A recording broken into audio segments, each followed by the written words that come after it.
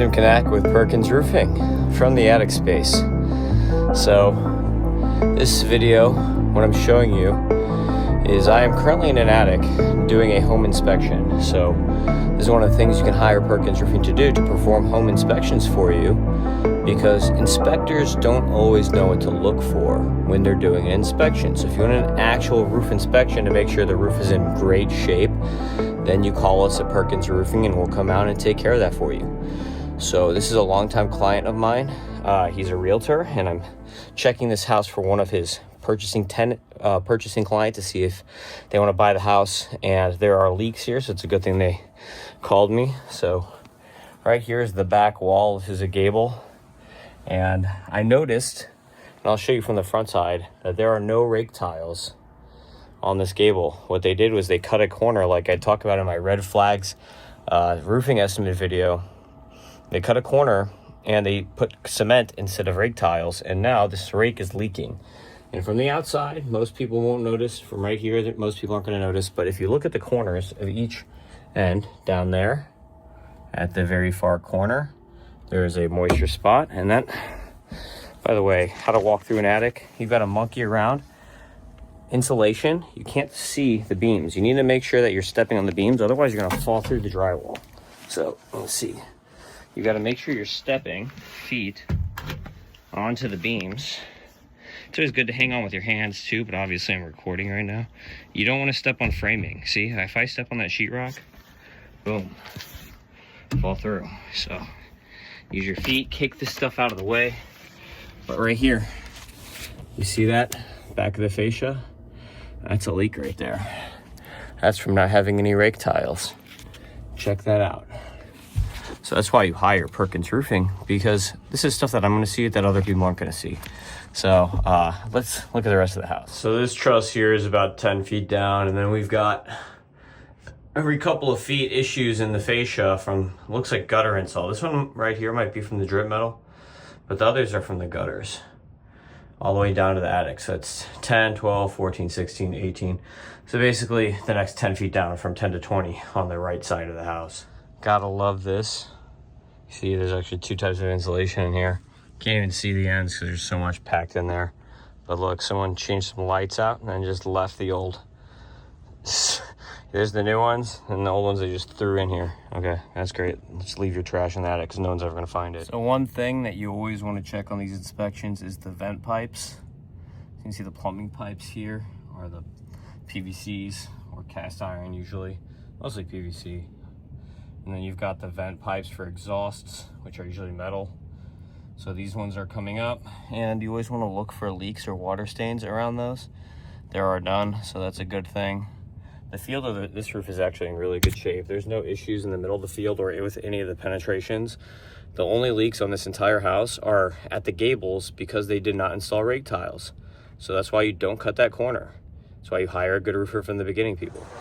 So this whole piece of wood right here on this little fascia is bad, to right here on the back left front of the house.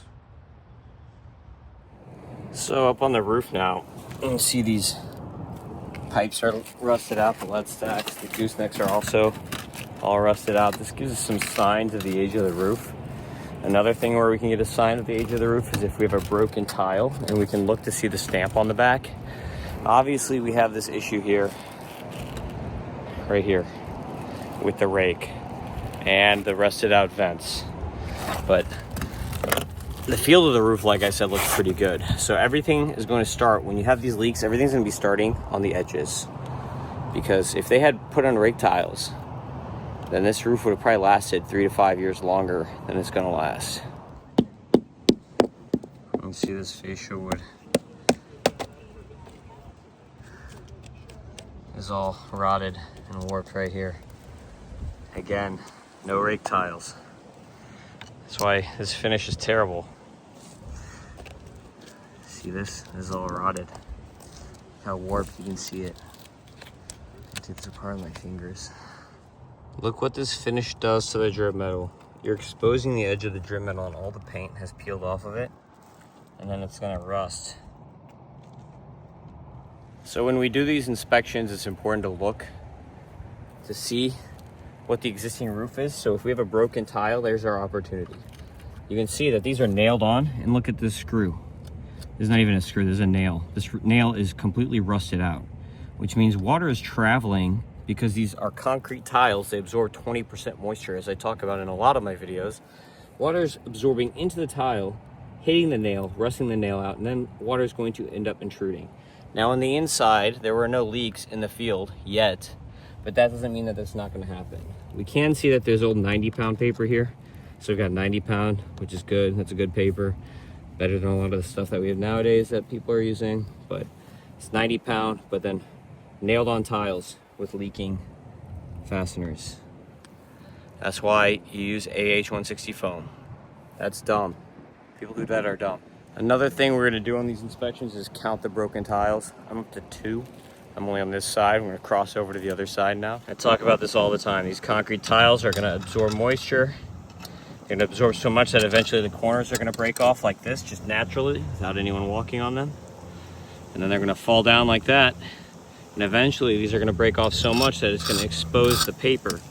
And that's going to be the end of the roof. That's why concrete tiles are bad, people. I mean, you can see these on pretty much any concrete tile roof. Corner chipped, corner chipped. Like, it's the same corner on every single tile. Corner chipped is not from walking on them. That's just from freaking natural breakage. Look at that. Same corner, chipped. Same corner, chipped. Just what happens, concrete tiles. This right here is a no-no. You never want the trees touching the roof. Number 1, it can break tiles. Number 2, look at all the algae growth under it. Number 3, rats, lizards, all kinds of crap can travel up the trees and get on the roof when they're touching the roof. So cut your trees back away from the roof. Now, here's a good example of when you see my videos and I talk about how my guys do good cuts, why it's so important to have good valley cuts. First, we got a couple broken tiles here, but this is the most important thing that you want to look at. You see these gaps here? That's going to expose the paper to the elements, and then look what happens. You see how it's all cracking out now?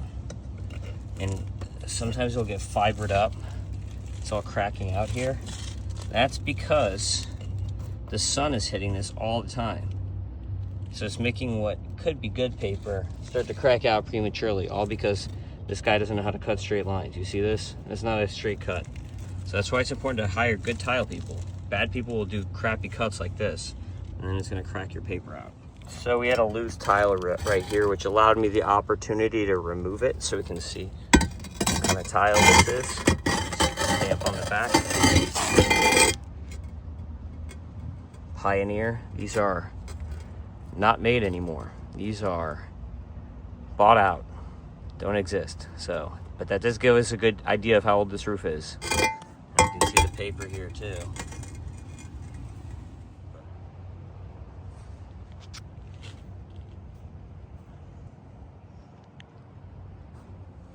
This right here is evidence of a old repair that was only temporarily repaired. You see all they did was remove tiles and put bowl all over the place, literally all over. So they were cheap and just slathered this whole thing with bowl. So that's all this repair here is. It's a really cheap, crappy repair on the right side of the entrance. So we could see on the inside that some of these gutter spikes are leaking, and it's because these are not caulks. This is the old way to do these without hangers. And these are beginning to leak, these spikes. Even though they didn't penetrate the drip metal, that's good. And there's only 2-inch drip metal, by the way, which you can see is rusting out, so there's more signs of deterioration. But these are leaking through the fascia. Another great thing about Perkins Roofing and me is that I'm not just looking at the roof when I'm here. Look at this foundation. It's cracked out all the way down. They have gutters, but the neighbor doesn't have gutters. And so that water is running off their house and cracking out their foundation. That's why you hire me.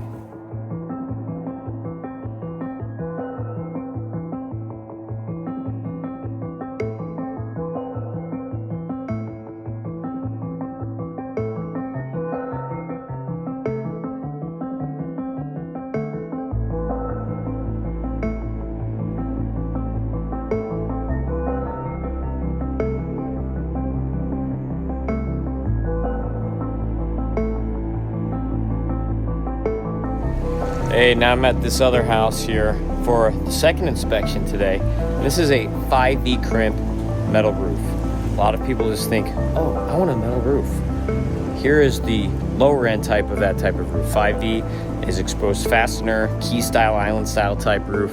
So a lot of time you're seeing standing seam roofs and 5V roofs. This is the 5V, this is the lower end. And standing seam, remember there's two types of standing seam, snap block and mechanical. You want mechanical, not snap block. So let's take a look, mill finish 5V roof, and see what kind of shape it's in.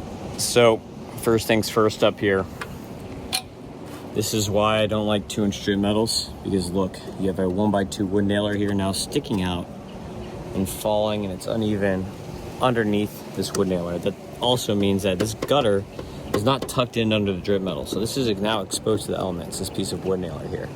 And it's gonna rot out. So that's why I always wanna do a minimum 3-inch drip metal.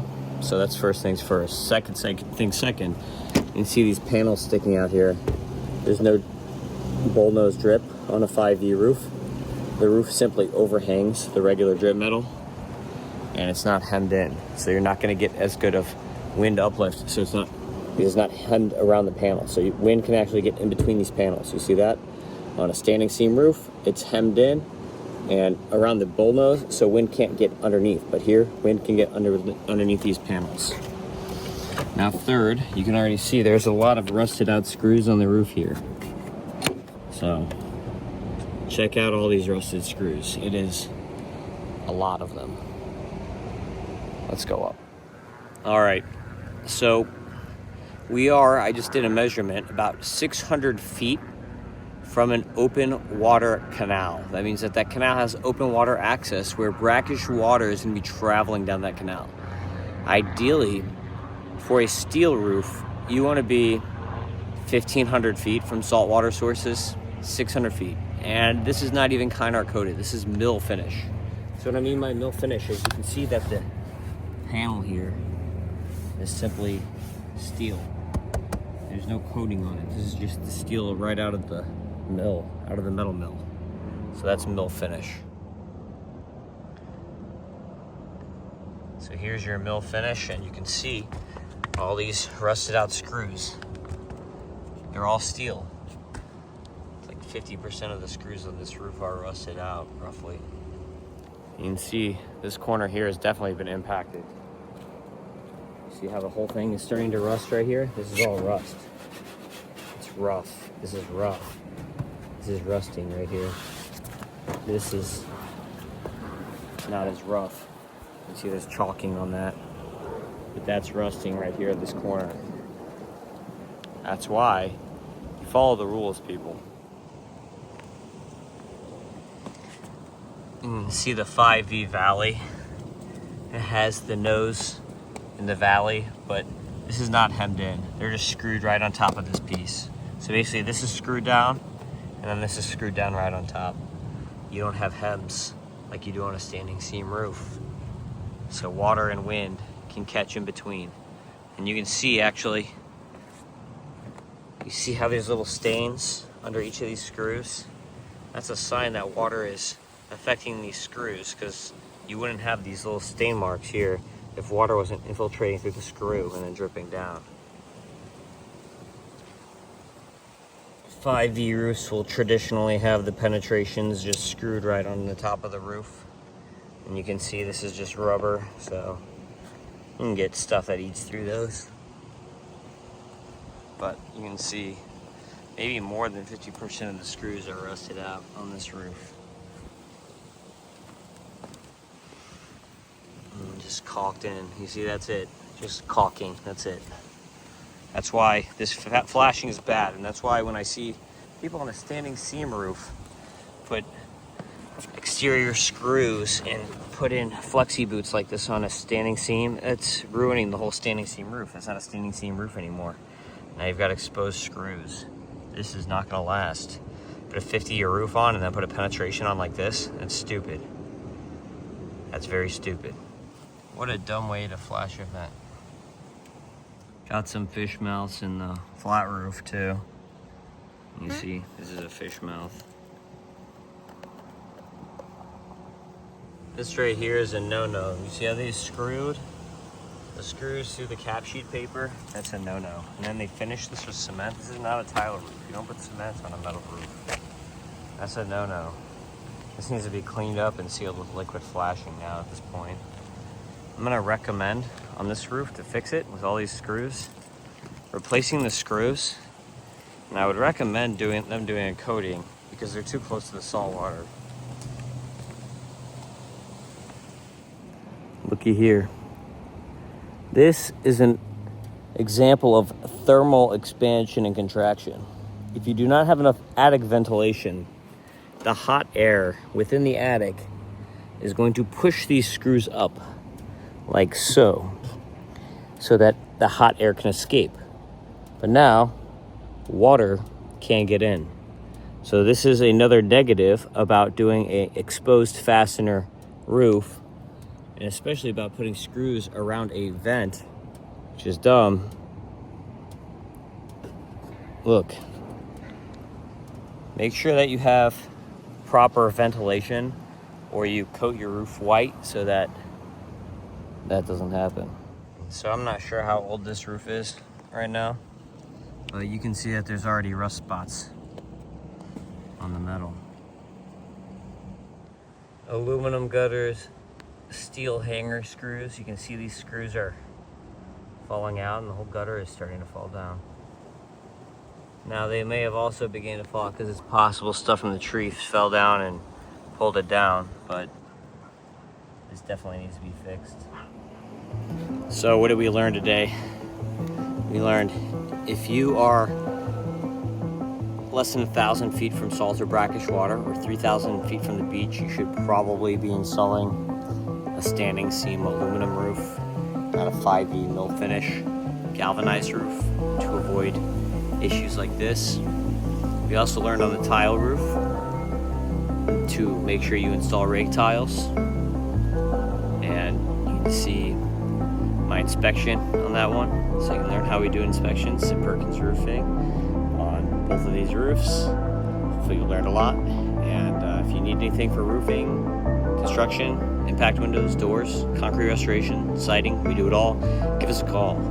Perkins Roofing or Perkins Construction in Miami, Broward, and the Keys 305 MIA roof for Martin, St. Lucie, and Palm Beach counties. 561-559 roof. Thanks for watching, everybody. Perkins franchise. If you're interested in a franchise with me, I'll teach you all this stuff. Franchise at perkinsroofing.net. And that's all. Oh, don't forget, 6.9% off until February 14th for Valentine's Day. See you next time.